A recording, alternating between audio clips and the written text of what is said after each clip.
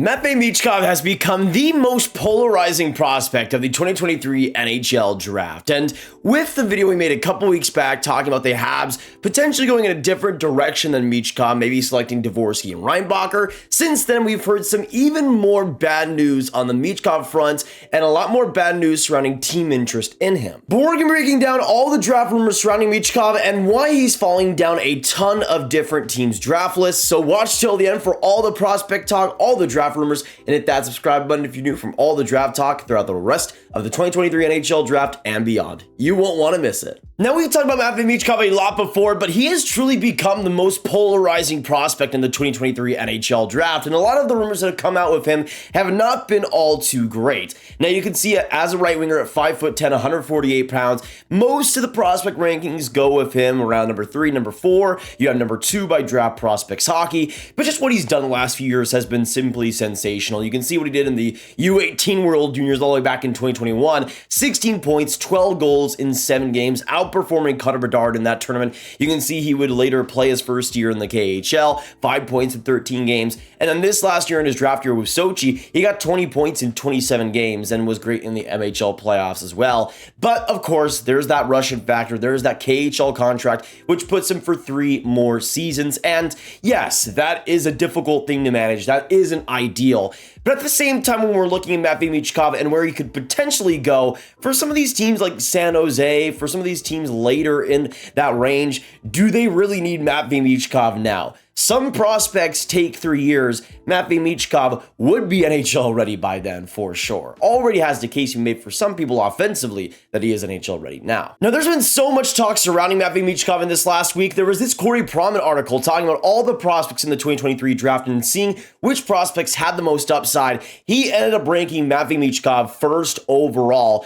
and said this: "All right, I know I have to explain this one as you all sharpen your pitchforks. Michkov may be the best draft eligible player I've ever seen from inside the offensive blue line, or at least in the mix. His skill plus offensive sense combination is incredible. He sees the game at a different level and is a scoring chance machine once he gets the puck inside the opponent's zone. The lack of speed and size are notable hindrances in his pro projection. Both are worse than Connor Bedard's, and he doesn't have Bedard's motor, but he's a unique player and has the potential to put up massive amounts of offense as a pro if he hits, which isn't a sure thing." Now, for me personally, I disagree with this a lot from Corey Promen's assessment, saying that he lacks speed and also size and also the motor that Connor Bedard has, which I would agree with. I think with Matvei Michkov, those are things that can hold him back, especially that motor, even if it did get a little bit better in Sochi. But at the same time, there's still that top pedigree of offensive talent here that seems to be slipping in a lot of GM's minds. Because then we go on to this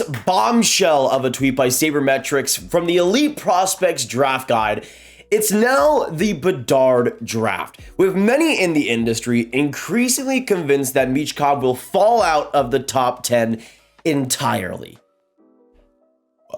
Wow. I mean, we've been talking about Michkov for a while now and just the potential of him dropping, what that could look like, but dropping out of the top 10 is a completely different story than what we've seen in the past. Some of it has been maybe dropping out of the top 5. That would be insane for Michkov and the talent that he has. Dropping out of that top 5, maybe getting passed up by players like Bedard, Fantilli, Carlsson, Will Smith, and maybe even because of the Habs, players like Leonard or Dvorsky or David Reinbacher, and potentially falling to number 6. But out of the top 10 entirely is so much more of a different story, so much more of a different situation, but it kind of shows around the NHL right now, the stock of Michkov is dropping.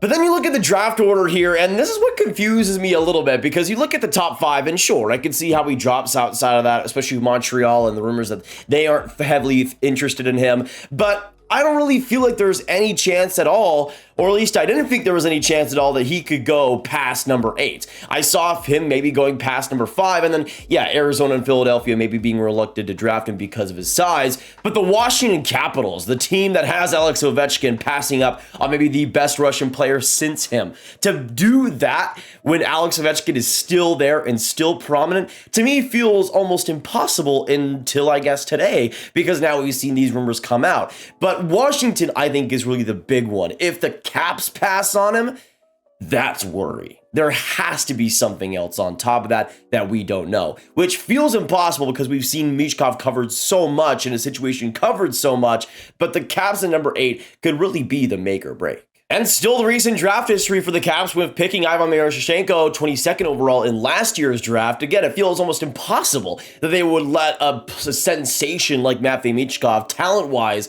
go at number 8 overall, especially considering that's the exact type of player potential-wise I think they could need. A player that, yes, would take a while, sure, but at the same time is the type of talent they desperately need in that prospect pool, and they don't have anything close to. I mean, Miroshnichenko might be the closest thing to that. But to me, Michkov, if he drops to number 8, it would already be crazy. But outside the top 10, that's a different story entirely. But that's the thing, if he drops past the Caps pick, where would he even go? I mean, Detroit would be interesting, but then again, if he drops past the Capitals, why would the Red Wings take him?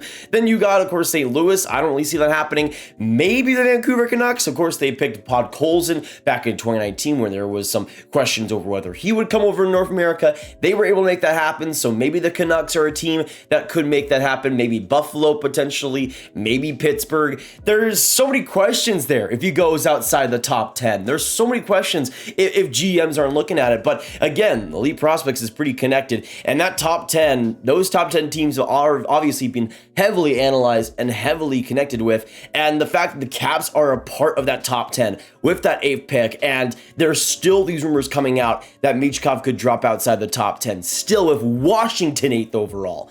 That is pretty interesting regarding Michkov, and again, if he goes past number 8, there has to be something else that we don't know about. And then this tweet from Gabe Foley, who's my boy working at Rec Scouting, saying, it's worth mentioning that until my final revision of my mock draft, I actually had Michkov falling to Columbus at 21. New info changed that, but I'm still not sold that Michkov is a lock for the top 15, 20, or even the top 32. NHL teams are very hesitant. It's a business, and that's incredibly interesting, and again, I think it just leads to something else being a part of this. I mean, 3 years, yes, is unfortunate to wait for a player of his caliber, but at the same time, is that really enough for teams to drop him, have him all the way down there, for teams outside of even the first round to get him? It feels almost impossible that that could be the case. It feels like there has to be some more info out there, if there's even the chance that he goes outside the top first, that he would be staying in the KHL. Otherwise, why would we be having this discussion? It's just so interesting surrounding Michkov and all these rumors. There has to be something more, right? I mean, talent alone, this player is top 3 in my opinion, at the very least, on pure talent. And obviously talent isn't the be-all end-all, and there's a lot more to the game that I think Michkov will have some adjustments to make. But that's why I think the 3-year gap is perfect. I don't think Michkov is incredibly ready for the NHL now. I think reading up on that size, getting better in his skates, and getting a little bit more pace to his game is going to be a big part of these next 3 years for him developmentally. And sure, in the KHL, it's not confirmed that he's going to get that development, but I mean, Sochi, he's put in a very good place, and he's ran with it. And to me, I don't think he's a player that needs to be in the NHL now. I think he's a player you could afford to wait 3 years. But again, outside the top 32, if there's a chance that happens, there has to be a bigger chance than we know that he stays in the KHL. It just has to be. But again, we've seen from Michkov himself how much he's been dreaming of making the NHL, and is going to be in the NHL draft as well on draft day and being there and going to be present. It's not like he's going to be in Russia just chilling and doing his own thing. Michkov's going to be there at the draft, and that might make a difference, I feel like, having him there, having him during that week, and I think having him being interviewed by all these GMs, all these scouts, is going to make a huge difference for him. But at the same time, again, there are still those worries. And although outside the top 32, I don't think is going to happen still, outside the top 10 seems like a pretty increasingly possible chance for Michkov to end up. And again, if you get a Matvei Michkov outside the top 10, I'm looking at you, Vancouver, you're getting Steel City right there. That is going to be an insane pick.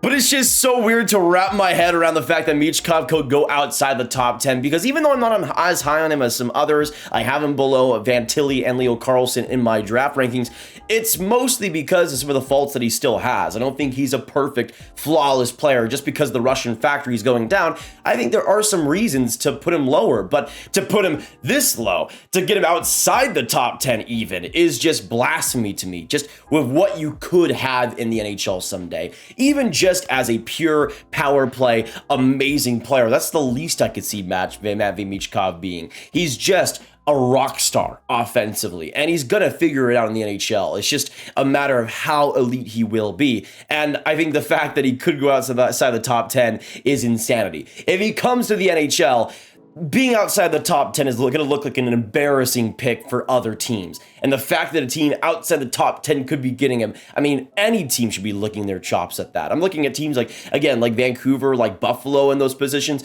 A team like Pittsburgh lucking into Matvei Michkov would actually disgust me. But I guess that's what we could be seeing. I still don't really see Vancouver not picking him if he is available, but I mean, hey, we didn't really think he'd be outside the top 10, and look at what's happening right now. It's absolutely insane. So I don't know in the comments down below, what do you guys think of this whole Matvei Michkov situation? Where would you select him? Do you think there's more to this story? Where do you think he ends up on draft day? I want to know your thoughts down below. Of course, hit that like button, hit that subscribe button, hit that notification bell if you haven't already for all the 2023 draft updates all throughout draft season. You won't want to miss a single bit of it. Share the video with all the hockey fans you guys know online. Get the Matvei Michkov news out there because he could be going a lot lower than we expect. And click on this card for all my 2023 draft content right on one playlist. My name is Nathan, and I hope you have a great day. Goodbye.